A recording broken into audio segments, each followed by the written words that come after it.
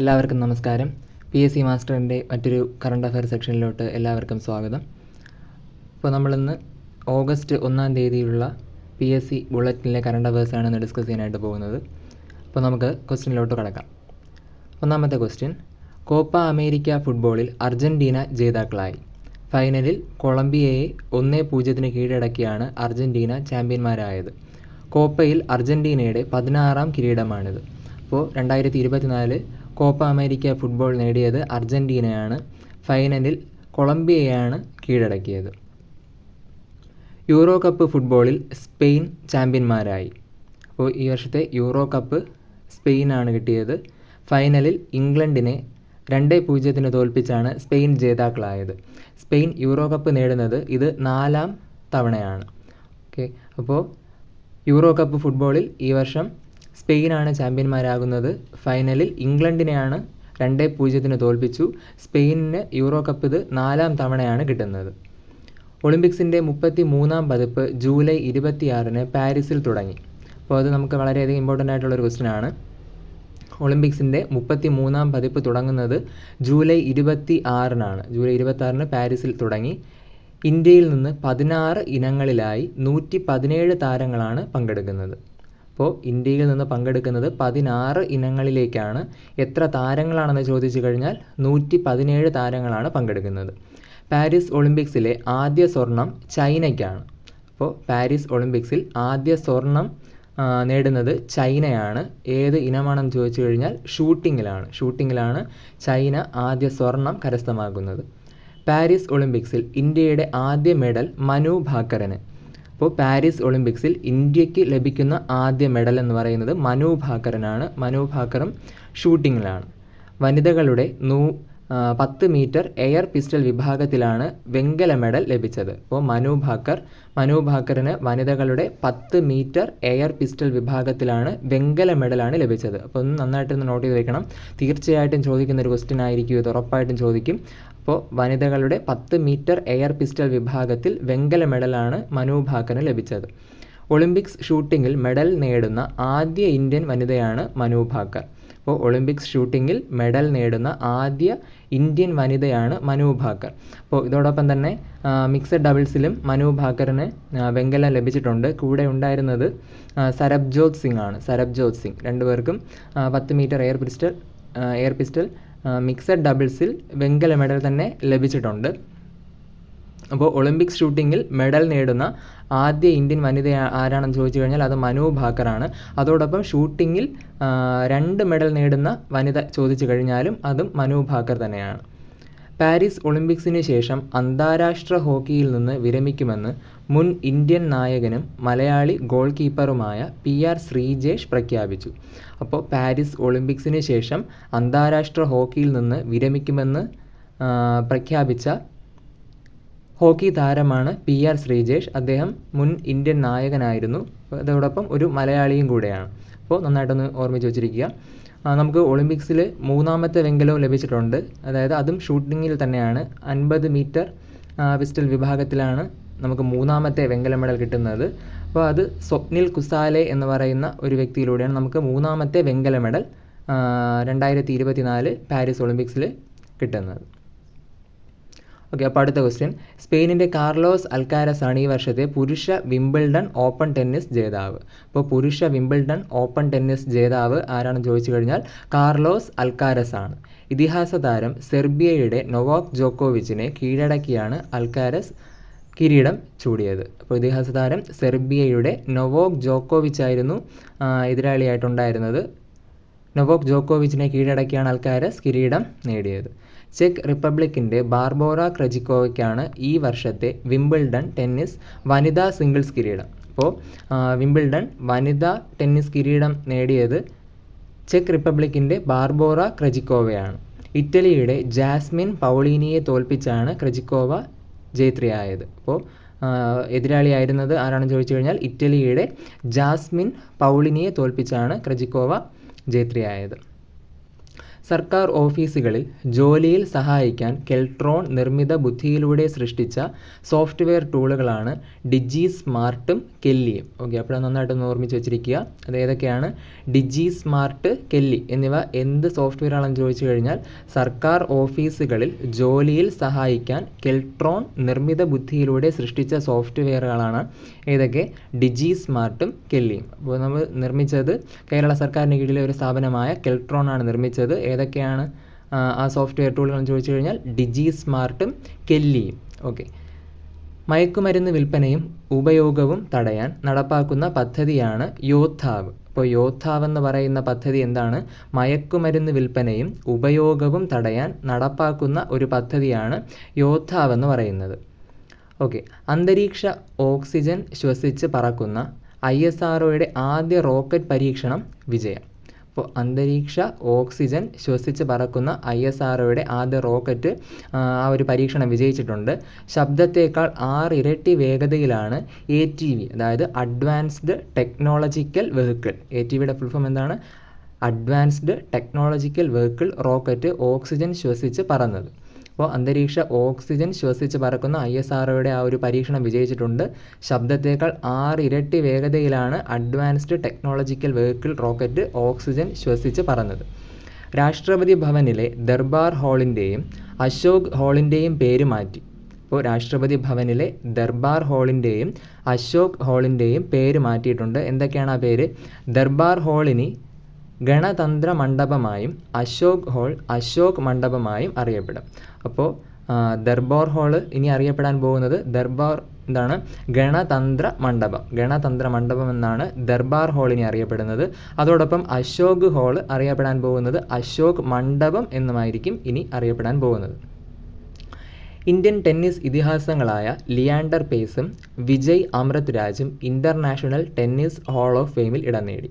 അപ്പോൾ Indian tennis താരങ്ങളായ ആരൊക്കെയാണ്? ലിയാൻഡർ പേസും വിജയ് അമൃത് രാജും. ലിയാൻഡർ പേസും വിജയ് അമൃത് രാജും ഇൻ്റർനാഷണൽ ടെന്നീസ് ഹാൾ ഓഫ് ഫെയിമിൽ ഇടം നേടി. ഏഷ്യയിൽ നിന്ന് ഈ ബഹുമതി ലഭിക്കുന്ന ആദ്യ താരങ്ങളാണ് ലിയാൻഡർ പേസും അമൃത് രാജും. അപ്പോൾ ഏഷ്യയിൽ നിന്ന് ഈ ഒരു ബഹുമതിക്ക് അർഹരാകുന്ന ആദ്യ താരങ്ങളാണ് ലിയാൻഡർ പേസും അമൃത് രാജും. അപ്പോൾ ഇന്ത്യൻ ടെന്നീസ് ഇതിഹാസങ്ങളായ ആരൊക്കെയാണ്? ലിയാൻഡർ പേസും വിജയ് അമൃത് രാജും ഇൻ്റർനാഷണൽ ടെന്നീസ് ഹാൾ ഓഫ് ഫെയിമിൽ ഇടം നേടി. അപ്പോൾ ഈയിടെ ഇൻ്റർനാഷണൽ ടെന്നീസ് ഹാൾ ഓഫ് ഫെയിമിൽ ഇടം നേടിയ ഇതിഹാസ താരങ്ങൾ ആരെന്നൊക്കെ നമുക്ക് ചോദ്യം പ്രതീക്ഷിക്കാം. ആരൊക്കെയാണ്? ലിയാൻഡർ പേസും വിജയ് അമൃത് രാജുമാണ്. ഇന്ത്യയുടെ ഷൂട്ടിംഗ് താരം അഭിനവ് ബിന്ദ്രയ്ക്ക് രാജ്യാന്തര ഒളിമ്പിക് കമ്മിറ്റിയുടെ പരമോന്നത ആദരമായ ഒളിമ്പിക് ഓർഡർ ലഭിച്ചു. ഈ പുരസ്കാരം ലഭിക്കുന്ന ആദ്യ ഇന്ത്യക്കാരനാണ് അദ്ദേഹം. അപ്പോൾ ഇന്ത്യയുടെ ഷൂട്ടിംഗ് താരമാണ് ആര്? അഭിനവ് ബിന്ദ്ര അല്ലേ? ഒളിമ്പിക്സിൽ സ്വർണ്ണമൊക്കെ നേടിയിട്ടുള്ള വ്യക്തിയാണ്. ഇന്ത്യയുടെ ഷൂട്ടിംഗ് താരം അഭിനവ് ബിന്ദ്രയ്ക്ക് രാജ്യാന്തര ഒളിമ്പിക് കമ്മിറ്റിയുടെ പരമോന്നത ആദരമായ ഒളിമ്പിക് ഓർഡർ ലഭിച്ചു. ഈ പുരസ്കാരം ലഭിക്കുന്ന ആദ്യ ഇന്ത്യക്കാരനാണ് അദ്ദേഹം. അപ്പോൾ അതുകൊണ്ട് തന്നെ അത് ഒരു ഇമ്പോർട്ടൻ്റ് ആയിട്ടുള്ള ക്വസ്റ്റ്യൻ ആണ്. ഒന്ന് നന്നായിട്ട് നോട്ട് ചെയ്ത് വെച്ചേക്കാം. അടുത്ത ക്വസ്റ്റ്യൻ, ലോകമാന്യ തിലക് പുരസ്കാരം എഴുത്തുകാരിയും രാജ്യസഭാ അംഗവുമായ സുധാമൂർത്തിക്ക്. അപ്പോൾ ലോകമാന്യ തിലക് പുരസ്കാരം ലഭിച്ച എഴുത്തുകാരി ആരാണെന്ന് ചോദിച്ചു കഴിഞ്ഞാൽ സുധാമൂർത്തിയാണ്. സുധാമൂർത്തി എന്ന് പറയുന്നത് രാജ്യസഭാ അംഗവും ആയിരുന്നിട്ടുണ്ട്. അപ്പോൾ ഇതിന് ലഭിക്കുന്ന സമ്മാനം എന്ന് പറയുന്നത് 1,00,000 രൂപയും ഫലകവും അടങ്ങുന്നതാണ് ഈ ഒരു പുരസ്കാരം. 1,00,000 രൂപയും ഫലകവും അടങ്ങുന്നതാണ് ഈ ഒരു പുരസ്കാരം. ഓക്കെ, അപ്പോൾ ബോളിവുഡ് നടൻ ഷാരൂഖ് ഖാൻ്റെ ചിത്രം പതിച്ച സ്വർണ്ണ നാണയം പുറത്തിറക്കി ഫ്രഞ്ച് മ്യൂസിയം. അപ്പോൾ ബോളിവുഡ് നടൻ ഷാരൂഖ് ഖാൻ്റെ ചിത്രം പതിച്ച സ്വർണ്ണ നാണയം പുറത്തിറക്കിയത് ഫ്രഞ്ച് മ്യൂസിയമാണ്. French museum. പാരീസിലെ ഗ്രെവിൻ മ്യൂസിയമാണ് ഷാരൂഖ് ഖാൻ്റെ പേരിൽ സ്വർണ്ണ നാണയം ഇറക്കിയത്. അപ്പോൾ പാരീസിലെ ഗ്രെവിൻ മ്യൂസിയമാണ് ഷാരൂഖ് ഖാൻ്റെ പേരിൽ സ്വർണ്ണ നാണയം ഇറക്കിയത്. അപ്പോൾ നമുക്ക് ഒരു ക്വസ്റ്റ്യൻ ഒന്ന് നോട്ട് ചെയ്യാം. അതായത് ബോളിവുഡ് നടൻ ഷാരൂഖ് ഖാൻ്റെ ചിത്രം പതിച്ച സ്വർണ്ണ നാണയം പുറത്തിറക്കിയത് ഫ്രഞ്ച് മ്യൂസിയമാണ്. എടുത്ത് ചോദിക്കുകയാണെങ്കിൽ അത് പാരീസിലെ ഗ്രെവിൻ മ്യൂസിയമാണ് ആ ഒരു സ്വർണ്ണ നാണയം പുറത്തിറക്കിയത്. കേരള സാഹിത്യ അക്കാദമി ഫെലോഷിപ്പ് MR രാഘവ വാര്യർക്കും CL ജോസിനും സമർപ്പിക്കും. കേരള സാഹിത്യ അക്കാദമിയുടെ ഫെലോഷിപ്പ് ആർക്കൊക്കെയാണ്? MR രാഘവ വാര്യർക്കും CL ജോസിനുമാണ് സമർപ്പിക്കുന്നത്. നിക്കോളാസ് മഡുറോ തുടർച്ചയായി മൂന്നാമതും വെനസ്വേലയുടെ പ്രസിഡന്റായി തിരഞ്ഞെടുക്കപ്പെട്ടു. അപ്പോൾ തുടർച്ചയായി മൂന്നാമതും വെനസ്വേലയുടെ പ്രസിഡന്റായി തിരഞ്ഞെടുക്കപ്പെട്ട വ്യക്തിയാണ് നിക്കോളാസ് മഡുറോ എന്ന് പറയുന്നത്. ഓക്കെ, അടുത്ത് Sheikh Hamdan bin Mohammed bin Rashid Al മക്തൂദിനെ UAE പ്രതിരോധ മന്ത്രിയും ഉപപ്രധാനമന്ത്രിയുമായി നിയമിച്ചു. അപ്പോൾ UAEയുടെ പ്രതിരോധ മന്ത്രിയും ഉപപ്രധാനമന്ത്രിയുമായി നിയമിക്കപ്പെട്ട വ്യക്തിയാണ് Sheikh Hamdan bin Mohammed bin Rashid Al Maktoum. ആരാണ്? Sheikh Hamdan bin Mohammed bin Rashid Al മക്തൂമിനെ UAE പ്രതിരോധ മന്ത്രിയും ഉപപ്രധാനമന്ത്രിയുമായി നിയമിച്ചു. നേപ്പാളിലെ പുതിയ പ്രധാനമന്ത്രിയായി KP ശർമ്മ ഒലി അധികാരമേറ്റു. നേപ്പാളിലെ പുതിയ പ്രധാനമന്ത്രി ആരാണ്? KP ശർമ്മ ഒലിയാണ് അധികാരമേറ്റത്. വിക്രം മിശ്രി ഇന്ത്യയുടെ പുതിയ വിദേശകാര്യ സെക്രട്ടറിയായി സ്ഥാനമേറ്റു. അതൊന്ന് നന്നായിട്ട് നോട്ട് ചെയ്ത് വെച്ചേക്കുക. ഇന്ത്യയുടെ പുതിയ വിദേശകാര്യ സെക്രട്ടറി ആരാണ്? വിക്രം മിശ്രി. വിക്രം മിശ്രിയാണ് ഇന്ത്യയുടെ പുതിയ വിദേശകാര്യ സെക്രട്ടറിയായി സ്ഥാനമേറ്റത്. യൂറോപ്യൻ കമ്മീഷൻ പ്രസിഡന്റായി ഉർസുല വോണ്ടർ ലൈൻ തിരഞ്ഞെടുക്കപ്പെട്ടു. അപ്പോൾ യൂറോപ്യൻ കമ്മീഷൻ പ്രസിഡന്റായി ഉർസുല വോണ്ടർ ലൈൻ തിരഞ്ഞെടുക്കപ്പെട്ടു. രണ്ടാം തവണയാണ് ഉർസുല ഈ സ്ഥാനത്തേക്ക് തിരഞ്ഞെടുക്കപ്പെടുന്നത്. US പ്രസിഡന്റ് തിരഞ്ഞെടുപ്പിൽ കമല ഹാരിസ് ആണ് ഡെമോക്രാറ്റിക് പാർട്ടി സ്ഥാനാർത്ഥി. US പ്രസിഡന്റ് തിരഞ്ഞെടുപ്പിൽ കമല ഹാരിസ് ആണ് ഡെമോക്രാറ്റിക് പാർട്ടി സ്ഥാനാർത്ഥി. മുൻ പ്രസിഡന്റ് ഡൊണാൾഡ് ട്രംപാണ് റിപ്പബ്ലിക്കൻ പാർട്ടി സ്ഥാനാർത്ഥി. ഇപ്പോൾ നമ്മൾ പത്രങ്ങളിലൊക്കെ വായിച്ച് കാണും, ഡൊണാൾഡ് ട്രംപ് എന്ത് ചെയ്തിട്ടുണ്ട്?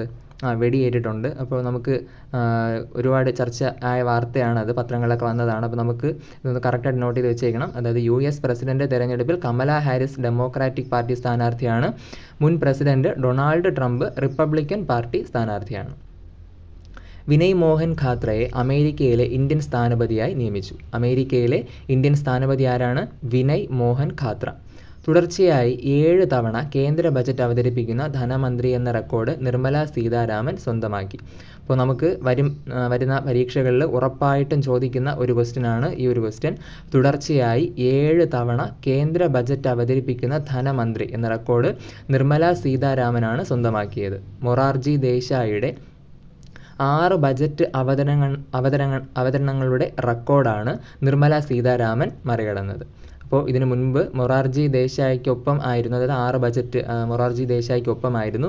ഇപ്പോൾ ഒരു ബജറ്റിലൂടെ അവതരിപ്പിച്ചതോടെ തുടർച്ചയായിട്ട് 7 തവണ കേന്ദ്ര ബജറ്റ് അവതരിപ്പിക്കുന്ന ധനമന്ത്രി എന്ന റെക്കോർഡ് സ്വന്തമാക്കിയത് ആരാണ്? നിർമ്മല സീതാരാമനാണ്. തിരുവനന്തപുരം ജില്ലയുടെ പുതിയ കളക്ടറായി അനുകുമാരി ചുമതലയേറ്റു. ജെറോമിക് ജോർജിൻ്റെ പിൻഗാമിയായിട്ടാണ് അനുകുമാരിയുടെ നിയമനം. അപ്പോൾ തിരുവനന്തപുരം ജില്ലയുടെ പുതിയ കളക്ടറായിട്ട് ചുമതലയേറ്റ വ്യക്തിയാണ് അനുകുമാരി. ജെറോമിക് ജോർജ് ആയിരുന്നു തൊട്ടു മുൻപ് തിരുവനന്തപുരം ജില്ലയുടെ കളക്ടറായിരുന്നത്. ജസ്റ്റിസ് N അനിൽകുമാറിനെ പുതിയ ലോകായുക്തയായി നിയമിച്ചു. ജസ്റ്റിസ് N അനിൽകുമാറിനെ പുതിയ ലോകായുക്തയായി നിയമിച്ചു. അപ്പോൾ ഇതും ഉറപ്പായിട്ടും വരുന്ന ഏതെങ്കിലുമൊക്കെ പരീക്ഷകളിൽ ചോദിക്കാൻ പോകുന്ന ക്വസ്റ്റ്യനാണ്. അപ്പോൾ കറക്റ്റായിട്ട് നോട്ട് ചെയ്ത് വെച്ചേക്കുക. ലോകായുക്തയ്ക്ക് സ്ഥിരം ചോദിക്കുന്ന ക്വസ്റ്റ്യനാണ്. ജസ്റ്റിസ് N അനിൽകുമാറിനെ പുതിയ ലോകായുക്തയായി നിയമിച്ചു. അപ്പോൾ പുതിയ ലോകായുക്ത ആരാന്ന് ചോദിച്ചു കഴിഞ്ഞാൽ justice N Anilkumar. Justice N അനിൽകുമാറാണ് പുതിയ ലോകായുക്ത. പുതുച്ചേരി ലഫ്റ്റനൻറ്റ് ഗവർണറായി മലയാളിയായ കൈലാസ് നാഥ് നിയമിതനായി.